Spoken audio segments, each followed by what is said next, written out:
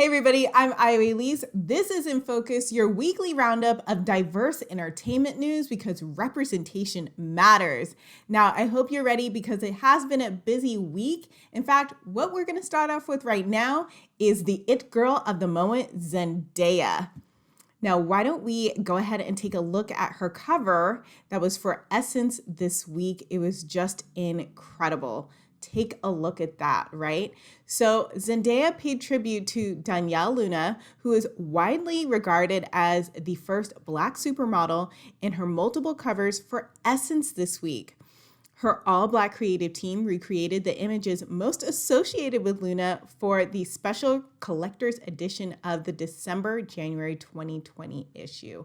Oh my gosh. So she looks gorgeous, obviously. Now, Zendaya is definitely the it girl right now, not only because she's beautiful, she's talented, but also she's really tuned into the Black community. And even in this interview that she did with Essence, she talked about, Black women being happy and seeing Black creatives getting ahead. And the fact that she used an all Black creative team obviously shows that she has a commitment to upholding people of color on and off screen. So good for her. I'm really excited for this cover. It looks gorgeous. Now, here's the other thing. Now, Danielle Luna is, again, regarded as the first Black supermodel. Now, her heydays were in the 60s and 70s, and the reason why she was so famous is because she was the first Black woman on the cover of British Vogue.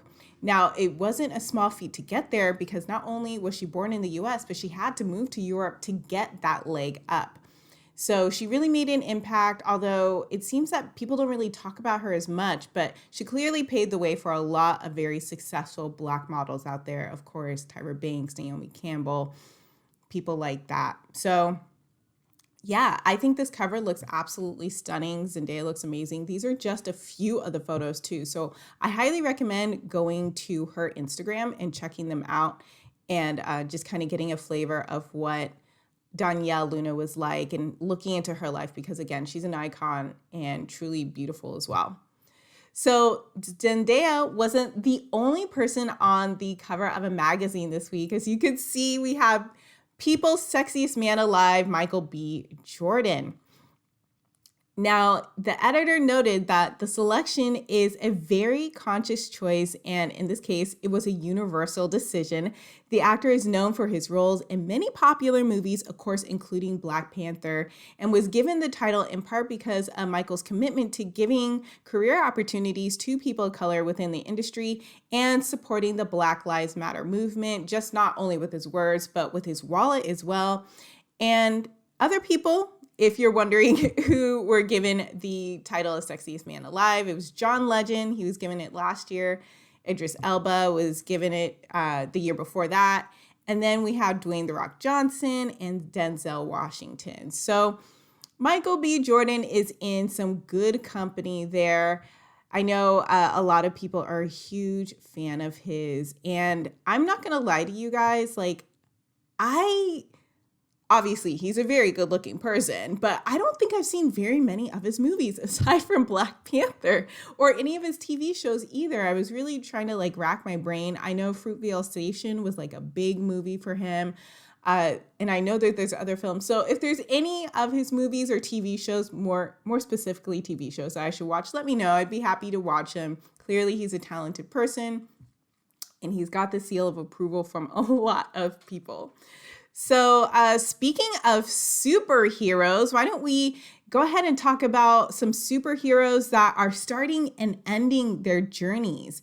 This week, we've got a couple announcements from the CW Arrowverse. So why don't I go ahead and show you exactly what I am talking about. So, you know what? Hold on. So why don't I show you what I'm talking about here?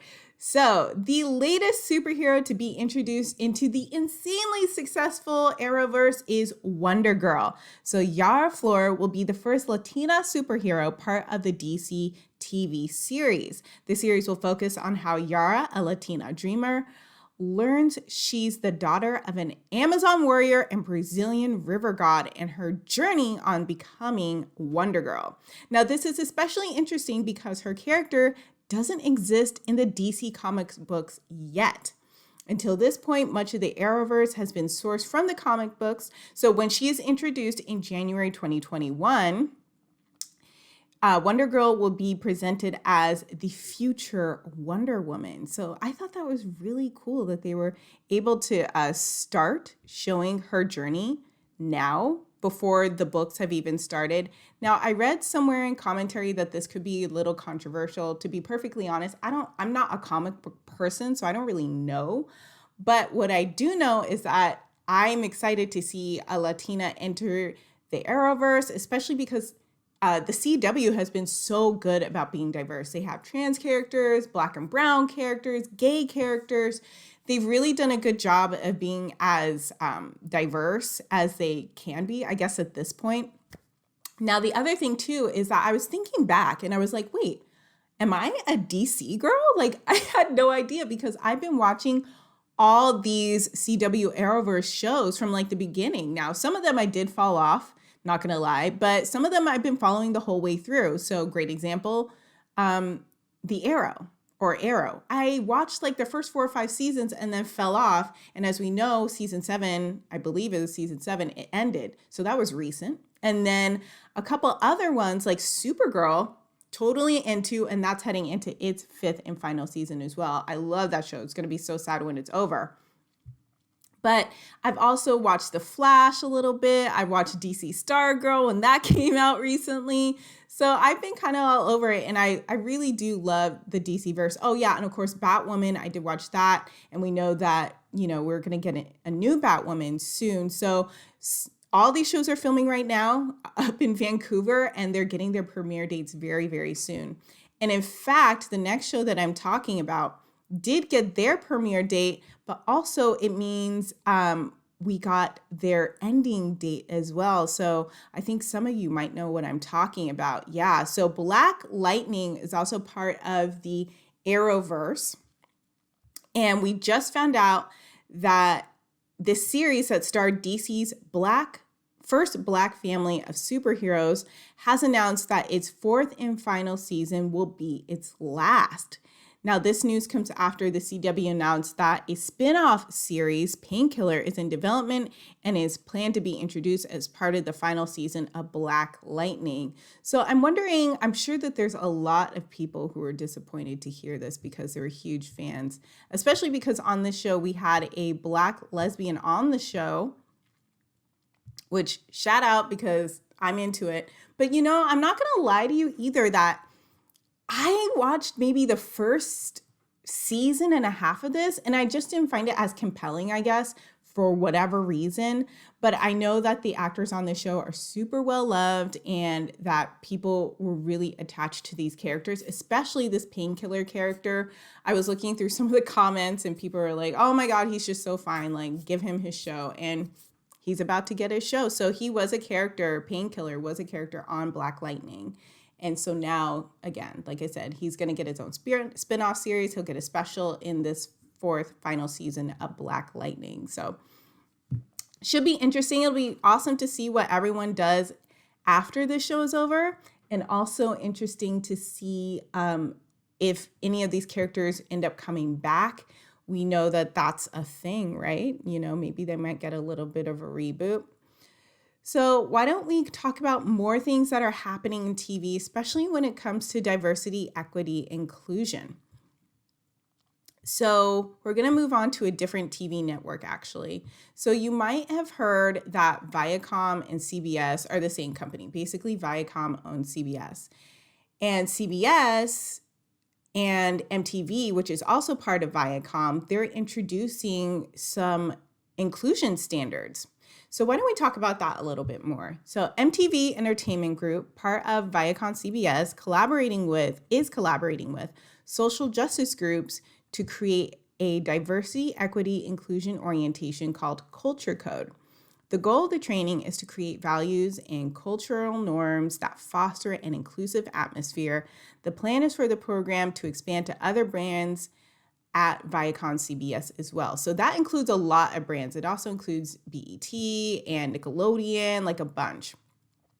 Now, the groups working with the media company include the Museum of Tolerance, Color of Change, GLAAD, Anti-Defamation League, the JED Foundation, MPAC, RAIN, Respectability, and Storyline Partners. Now, this development, it makes sense because it recently was announced as recently as 2 weeks ago that CBS has set BIPOC representation standards for its unscripted television, not only for casting, but for production as well.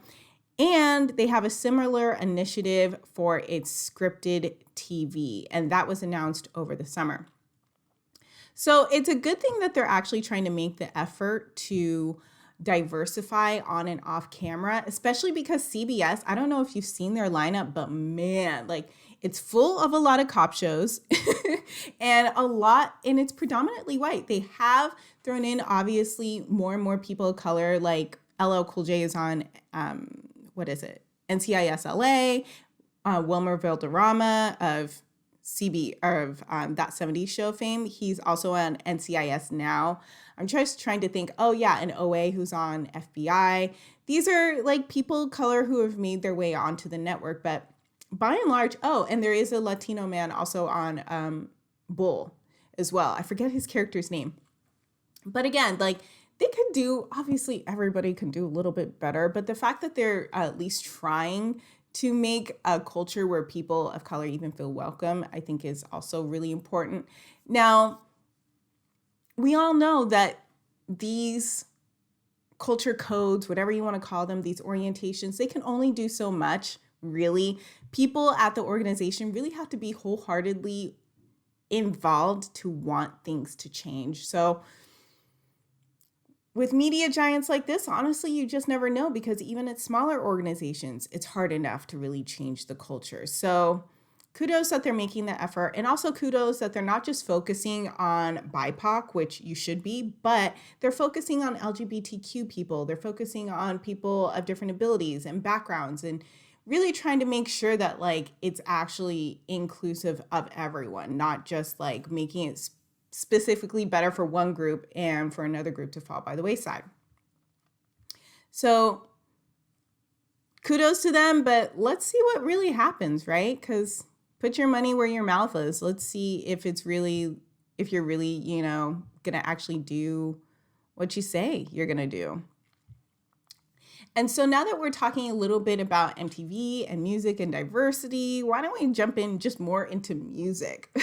So some of you might be huge Barbs out there. I am a fan of Nicki Minaj, but definitely not a stan. So for some of you who are really interested in her, which I know it's a lot of people, Nicki Minaj has a docu-series that'll be on the way at HBO Max. So I don't know if you've heard of it, but why don't I give you some details? So HBO Max has gained the rights to stream a 6-part series that gives a behind-the-scenes look of Nicki Minaj's life. Nicki made the announcement on Instagram saying that the doc is next level. Now, there's no release dates yet, but for all you Barbs out there, just be happy to know that HBO Max is available on all sorts of platforms now. So you should be able to watch, hopefully. But it does cost money. It's an extra, I want to say it's, don't quote me on this. I want to say that it's an extra maybe like $15 a month, something like that. So if you're on a budget like a lot of us are in 2020, it might not be perfect, but hey, at least, it's out there. Nicki's there for you. And we know that she has had a pretty interesting year. I mean, outside of the pandemic, obviously, that's been interesting for everybody. And BLM also. Whole nother thing. But, she just had a baby. She's still doing her feature. She's still doing a lot. So hopefully the series will maybe give us a glimpse into her life and maybe when she was pregnant. Also, recently, as of like yesterday, was the 10-year anniversary of Pink Fridays. So Super Bass and Moment for Life, all these songs, I can't believe we're actually 10 years old now. It's insane. So I think this is great timing for a docuseries, and a lot of good ones have been coming out. In fact, the person who helped executive produce this also worked on a Jay-Z project that also did like a docuseries as well. So That's something to look forward to. Now, why don't we talk about more women in music? Yeah, there was a lot going on when it comes to that, actually. So why don't we talk about this? Yes. Okay. So the Billboard Women in Music honorees was just recently announced. So Billboard also announced this week the Women in Music honorees. Jennifer Lopez is receiving the Icon Award. Chloe and Halle are getting the Rising Star Award, and Cardi B is receiving the Woman of the Year award. Now, some people might have been like, wait, what? Why is Cardi getting the Woman of the Year? I don't get it. And Cardi heard you, and she had something to say about that. Because this is a Cardi Stan YouTube channel, we are going to talk about it. So basically, she went on Instagram and ranted saying like, hey, I might have had only one single this year, WAP, but WAP was a jam. It was a bop. It had everybody talking and complaining about me, had TikTok going crazy. And I was also politically active this year. And that's what the billboards also want to honor, the fact that she had been so politically active this year, getting people to vote and talking about the virus before it really got crazy. So yeah, she has done a lot this year. She stayed busy and kept us entertained, and that's okay. Billboard, give her the Woman of the Year. I'm all right with it. Also, J-Lo, beautiful, gorgeous woman. Jeez, like actually as recently on the People's Choice Awards, she was given an Icon Award, which is just incredible. And that's what she's getting here too, because she's beautiful and she's done a lot, especially who can remember 10 years ago, which was like the Super Bowl this year where she had a really epic performance with Shakira. So I'm totally on board with this. Chloe and Halle, their music, I'm still getting into it. I've never been like super into R&B. But I like their performances. I like their music. I like what they're doing. So, and a lot of other women were honored, and you'll be able to see that ceremony in December. So keep an eye out for that. Now, if you're looking for something to watch this weekend, don't worry, I got you covered. So why don't we go ahead and show you what is going to be on TV this week. So first thing is tomorrow night, the American Music Awards with Taraji P. Henson. That's going to be really fun to watch. She's just a funny, silly, crazy person. So I will definitely be watching this and live tweeting it. So make sure you follow me on Twitter. And then 6ix9ine, the saga of Danny Hernandez. So ahead of Nicki Minaj's documentary, we all know that she has a single with Tekashi 6ix9ine. So Hulu put out a documentary called 6ix9ine, the saga of Danny Hernandez. And it just kind of goes into his rise of fame. I personally don't know too much about him aside from just the color of his hair and that he went to jail recently for doing some shady stuff and like the streets don't like him, whatever.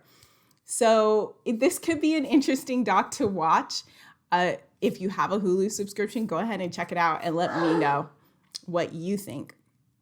Now, the next thing that if you're interested in getting into some more like in that documentary nonfiction space, you can also check out Between the World and Me. Now, Between the World and Me, you might be familiar with it because it was a book written by Ta-Nehisi Coates, and it was him basically telling the story of his childhood to his son and what it is to be a Black person in America, and it kind of goes deep on that. It eventually became a stage play, which I had no idea. That was in 2018. The book was written in 2015. And now it's becoming a documentary that is going to be, let me see. Where is it going to air? I believe it's on HBO. So yeah, it's on HBO. So that's also going to be on HBO. That'll be something for you to watch this weekend, kind of get in your feelings, you know? So, all right. And that is it. Why don't you go ahead and tell me what you're going to be watching and listening to this week? Of course, Megan Thee Stallion's new album is also out. So let me know. And of course, what do you think of all these stories? A lot went down this week. What do you think about Zendaya, Michael B. Jordan, Nicki Minaj, all that stuff? Let me know in the comments. And of course, be sure to like, share, and subscribe. Follow me on Twitter. I would love to hear your thoughts, and I would also want to connect with you. Just let me know what you're thinking about everything that's going on. And if I'm missing a story, again, just let me know. Well, I'm Ayo Elise. This is In Focus, your weekly roundup of diverse entertainment news. Be sure to tune in next Saturday. And until then, wear a mask, stay hydrated, and I'll see you then. Bye, everyone.